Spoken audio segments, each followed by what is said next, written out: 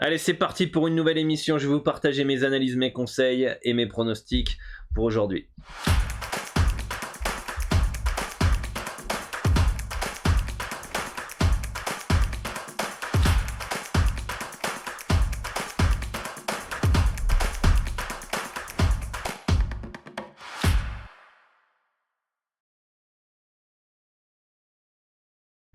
Salut à tous, voici le programme du jour. Boston face à Milwaukee, urgence pour les Celtics pour pas se voir mener 2-0 face aux Bucks et de même pour Memphis face aux Warriors. C'est le programme du jour. Cette vidéo va être constituée de plusieurs parties. La première partie, les résultats des pronostics de la nuit dernière en NBA, les analyses et les pronostics du jour en deuxième partie et enfin en troisième, les performances joueurs. Si vous souhaitez que je continue à faire ces vidéos, qui me prennent du temps et qui sont gratuites, n'hésitez pas à vous abonner, d'activer la cloche des notifications pour ne louper aucune des prochaines vidéos et recevoir une notif dès que la vidéo est en ligne. Likez, ça permet de référencer la chaîne YouTube, d'être dans les suggestions sur YouTube. Donc merci à tous ceux qui le font. J'espère qu'on va pouvoir passer enfin les 100 likes régulièrement. Laissez-moi en commentaire vos pronostics importants aussi, pour qu'on puisse interagir ensemble. Pareil, ça aide à référencer la chaîne YouTube parce que il voit que la vidéo elle est active et qu'il y a des échanges et donc du coup elle est intéressante et comme ça il peut la suggérer à d'autres viewers et si vous pensez que cette émission peut aider d'autres amis par ailleurs, n'hésitez pas à la partager. Pour ceux qui me connaissent pas, je suis Dorado, expert en paris sportifs, spécialiste basket et principalement sur les handicaps. Ça fait plus de 10 ans que j'aide les parieurs à remplir leurs objectifs dans les paris sportifs. Ça fait 7 ans que je vis au Mexique de ma passion et j'ai créé basket-pronostic.com où vous pouvez retrouver l'ensemble des pronostics que je mise personnellement ainsi que les différentes formations si vous souhaitez progresser dans les paris sportifs. Si la législation dans votre pays vous le permet, je vous conseille fortement d'ouvrir un compte sur PS3838 via le meilleur broker au monde, Asian Connect. Ça va vous permettre d'accéder à de meilleures cotes, d'augmenter vos gains avec la même mise de départ, donc c'est vraiment pas négligeable. Sur une mise de 100 euros, vous pouvez avoir 25-30 euros en plus sur vos pronostics. C'est le bookmaker des parieurs professionnels parce que c'est le seul qui ne limite pas les parieurs gagnants. Et donc si vous voulez un compte via Asian Connect, je vous laisse le formulaire dans les commentaires épinglés à remplir, ainsi qu'un tuto vidéo où je vous accompagne pas à pas, étape par étape pour ouvrir votre compte. Donc toutes les infos sont dans les commentaires épinglés. Si vous souhaitez aussi progresser dans les paris sportifs, je vous propose une formation gratuite 15 étapes pour gagner de l'argent en pariant la NBA en 2 semaines. Il y a déjà plus de 1500 parieurs qui sont inscrits à cette formation gratuite. Je vous explique comment j'analyse, comment je détermine un handicap, comment déterminer une stratégie, les sites, les outils, les stats que j'utilise pour déterminer mes handicaps tout ça c'est gratuit. Vous avez juste à vous inscrire, le lien est dans la description. Vous avez juste à laisser votre email, vérifiez bien vos spams par contre puisque vous allez recevoir un mail tous les jours pendant une quinzaine de jours. Et si vous voulez rien louper de mon activité, avec toutes les news, du contenu exclusif, des conseils, des notes audio, des paris long terme, etc., des sondages, je vous invite à rejoindre le Telegram. Le lien est dans la description aussi. Allez, let's go pour les résultats de la nuit dernière avec Miami qui s'impose facilement face aux Sixers. C'était logique avec l'absence de Joel Embiid. Voilà, on n'avait pas conseillé de prono dans ce match-là, même si je vous avais un peu aiguillé sur le fait que je voyais pas forcément le Heat perdre et que vous pouvez le mettre dans un combo recomposé. En tout cas, voilà, pas de surprise. Et le deuxième pronostic, c'était aussi le prono du club, Phoenix moins 5,5 à 1,925 où ils gagnent 121 à 114. Ils ont longtemps dominé cette rencontre en menant de 15-20 points tout le match. Ils se font peur un petit peu sur la fin, mais ça passe, ça fait plaisir. Dites-moi d'ailleurs en commentaire ce que vous aviez. On va partir sur les analyses du jour en NBA. Alors attention, le petit disclaimer avant, je vais vous partager mes conseils, mes préférences sur chaque match pour vous aider à faire vos pronostics, vous permettre de confronter vos analyses aux miennes. C'est pas forcément les pronostics que je mise personnellement. Si vous voulez retrouver tous les pronostics que je joue, vous pouvez vous rendre sur basket-pronostic.com, le lien est dans la description. Vous pouvez tester 3 jours pour 1 € pour rejoindre le club et voir le fonctionnement un petit peu de celui-ci.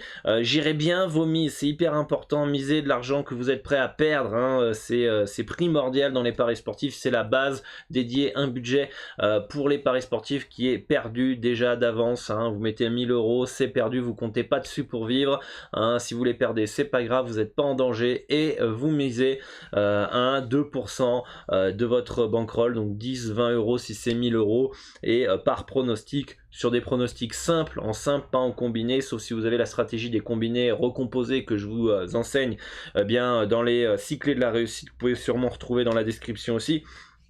Donc misez toujours de l'argent dont vous êtes prêt à perdre, c'est très important.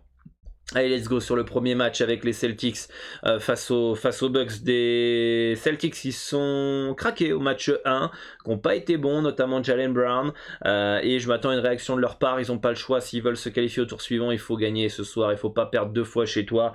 Forcément, il faut aussi gagner cette rencontre, limiter l'impact de Giannis Antetokounmpo, mais être beaucoup plus efficace en attaque et trouver des solutions face à Milwaukee et la défense des Bucks qui est monstrueuse depuis le début des playoffs. On peut sentir qu'ils avaient un peu géré en saison régulière, ce qui fait que c'est difficile à lire cette équipe de Milwaukee, sachant qu'en plus ils ont eu plus de mal avec Middleton.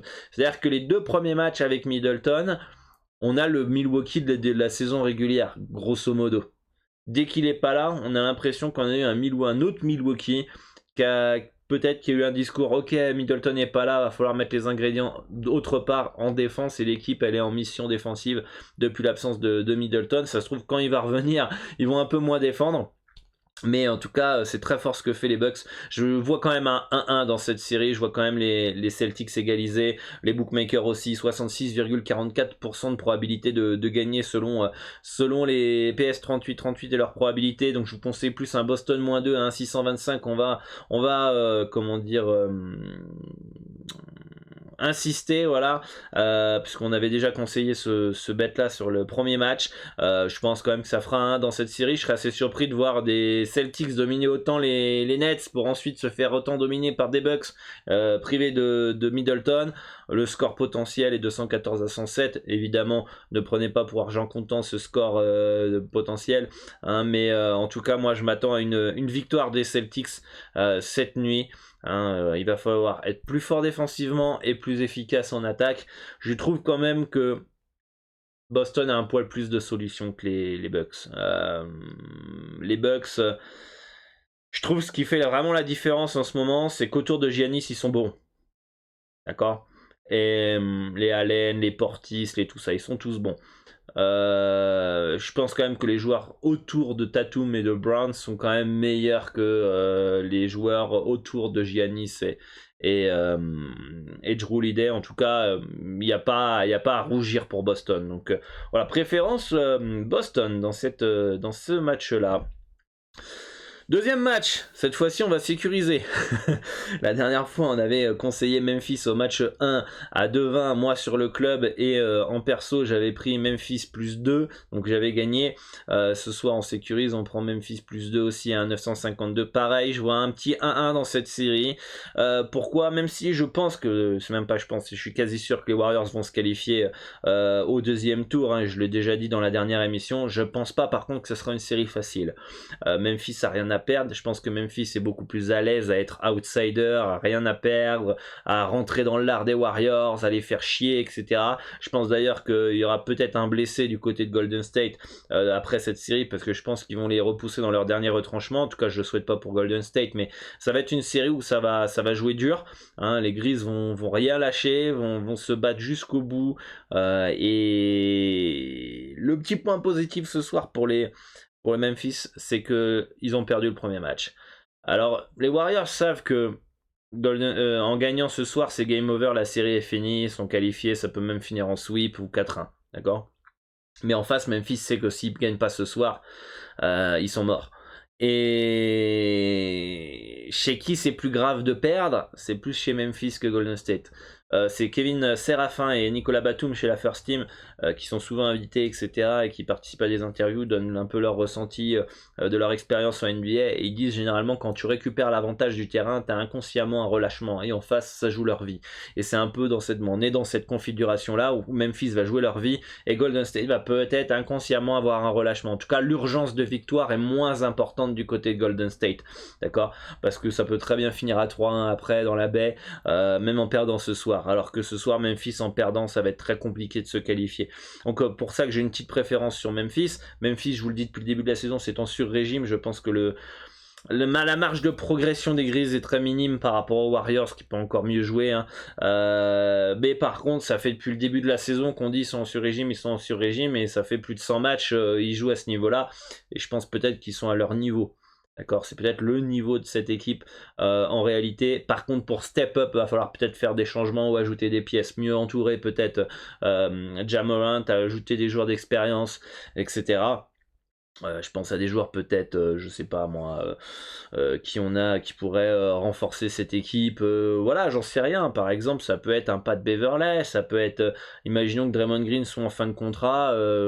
Voilà, vous rajoutez un Draymond Green dans l'équipe, des petits joueurs comme ça qui peuvent ajouter un petit plus quand même dans cette équipe. Et puis pour entourer peut-être, comment il s'appelle, Ja Morant, voilà, un autre bon joueur, un intérieur peut-être, etc. Donc moi je vois bien un petit 1-1 dans cette série. En tout cas, je vois pas des Warriors gagner facilement, ça va jouer dur, et pourquoi pas une victoire des Grizzlies. En tout cas, le score potentiel annonce du 112-109 pour Memphis.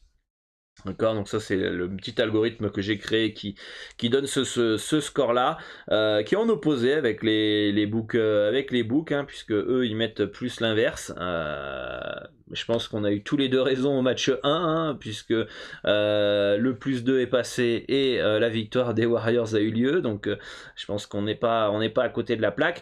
Donc voilà, dites-moi en commentaire ce que vous en pensez de ce match là. Je pense sur la série les Warriors vont gagner. Sur le match 2, je sais pas, je serais pas ultra serein avec des Warriors quand même ce soir, sachant que les Grizzlies vont jouer leur vie. Donc dites-moi en commentaire ce que vous en pensez. Hier, on avait un seul performance joueur, c'est James Harden, over 2,5 paniers à 3 points. Malheureusement, il en met 2. Il fait 2 sur 8 ou 2 sur 7 de mémoire. Donc, il a eu les opportunités pour tirer, pour marquer 3 paniers à 3 points. Il a été j'ai trouvé qu'il a été mauvais, globalement. Moins de 20 points, 16 points. Philadelphie ne peut pas gagner sans Joel Embiid avec un James Harden aussi peu prolifique. Pour moi, je pense que c'est définitif, ça sera définitif le prochain match, puisqu'il n'y aura toujours pas Joel Embiid. Si franchement il n'explose pas, soit James Harden est fini, c'est-à-dire qu'on ne retrouvera plus le joueur de Houston, hein. Il a 33 ans hein, déjà, hein, donc peut-être qu'il a plus les cannes. Soit il est encore blessé Putain, il était blessé sur quoi? Les ischios, je crois, à Brooklyn. D'ailleurs, je crois quand il arrive, quand il part, il est déjà blessé, mais il est en fin de récupération, et il loupe quelques matchs avec Philly pour jouer de mémoire. Ensuite, 2-3 matchs après. Mais il était blessé. Est-ce qu'il n'est pas vraiment à 100% dans sa blessure? Et on le saura après les playoffs, où il va passer une opération, ou il va peut-être louper le premier mois de la saison, je sais pas. Mais en tout cas, il m'a pas l'air d'être à 100% de ses capacités, ou alors il est sur la pente descendante, notre ami James Harden. Et ce qui est con, c'est que Brooklyn a lâché quand même beaucoup de choses pour lui, quoi, notamment. Voilà, donc dommage pour James Harden. Allez, on y va pour les tops des performances joueurs. Ce soir, j'en ai sélectionné 3 que j'aime plutôt pas mal. On a Brook Lopez, over 0,5 panier à 3 points, à 1,40, petite cote, hein. Après, il tourne en moyenne à 1,5 panier à 3 points. Il va avoir des opportunités pour tirer. On va espérer qu'il marque le premier, comme ça c'est fait, c'est passé comme papa dans maman. Mais mais en tout cas, depuis qu'il a à Milwaukee, il tire énormément à 3 points et il aura l'opportunité de marquer. Robert Williams qui tourne à 10 points de moyenne par match, qui a un cut à 7,5 à 1,97. La cote est pas mal, hein, on est en dessous du cut. Alors, j'ai pas vraiment fait gaffe, hein, parce que comme je vous le dis, hein, les performances de joueurs, c'est pas ma spécialité. Moi, je regarde un peu les cuts, je vois ce qui me choque un petit peu, j'analyse très vite fait. Hein, c'est pas ma spécialité, comme je vous le dis, moi, c'est le handicap. Mais est-ce qu'il a un temps de jeu limité? Bon, il a retrouvé le titulaire, il a joué 25 minutes la dernière fois. Peut-être que son temps de jeu va augmenter au fur et à mesure. Je pense qu'il est capable de retourner à 10 points ce soir, même en jouant 25-30 minutes. Ça peut le faire. Donc j'aime bien le petit cut qui est un peu bas. Je trouve. Et enfin, Stephen Curry, over 3,5, panier à 3 points à 1,56. Il en met 4,5 en moyenne, c'est le meilleur shooter à 3 points de l'histoire de la NBA. Voilà, s'il est dans sa moyenne, il en mettra 4 ou 5. Et je pense que c'est un bon bet, il va falloir qu'il soit à droit, il va falloir qu'il prenne des tirs à 3 points. On voit qu'en playoff, il en prend au moins 12. Donc il en aura des opportunités pour en mettre 4. Hein, et voilà quoi, tout simplement. Donc je pense que j'ai pas à présenter Stephen Curry. Je pense que vous êtes tous d'accord avec moi qu'il est capable de marquer à 3 points et c'est sa spécialité. Va falloir être à droit, va falloir aussi en prendre des tirs à 3 points. Et je crois que même c'est même pas sa saison la plus prolifique, hein. Je crois que son max, il a quasiment mis 6 paniers à 3 points en moyenne par match quand il était MVP. Donc il est capable de clairement exploser les 3,5 paniers à 3 points. Donc voilà pour les 3 performances joueurs. Dites-moi ce que vous en pensez. Est-ce qu'il y en a un qui vous plaît plus que d'autres? Dites-moi si vous en avez aussi repéré d'autres en commentaire. Je vais vous lire et si je peux donner mon avis. Si vous voulez suivre l'ensemble de mes pronostics, je vous invite à aller tester le club privé pendant 3 jours à 1 € sur basket-pronostic.com. Le lien est dans la description. Vous saurez les pronos que je joue personnellement, hein, et sur différents championnats, pas uniquement la NBA. Hein. Alors en ce moment, on va avoir la WNBA qui va débuter vendredi. D'ailleurs, si vous voulez des vidéos, si vous voulez une partie WNBA dans ces émissions, dites-le moi en commentaire. Et si vous voulez après la saison NBA qu'on fasse des vidéos, la saison NBA, si vous voulez qu'on fasse des vidéos sur la WNBA pendant l'été, pendant que ça nous occupe, dites-le moi en commentaire aussi. Comme ça on fera des petites émissions sur la WNBA. Et on a du Porto Rico en ce moment. Qu'est-ce qu'on a après on a les playoffs de tous les autres championnats globalement. Donc voilà, si vous voulez tester le club, le lien est dans la description. Et si vous voulez échanger avec l'ensemble de la communauté et moi-même, vous pouvez rejoindre le Discord pour échanger sur le football, le tennis, le rugby, le basket, etc. Participer au challenge Dorado sur le Discord pour faire partie des meilleurs parieurs du Discord et progresser, des conseils, des tutos, bref. Le lien du Discord est dans la description. Voilà les amis, bonne chance à tous pour vos pronostics et à très bientôt pour une nouvelle émission. Ciao ciao.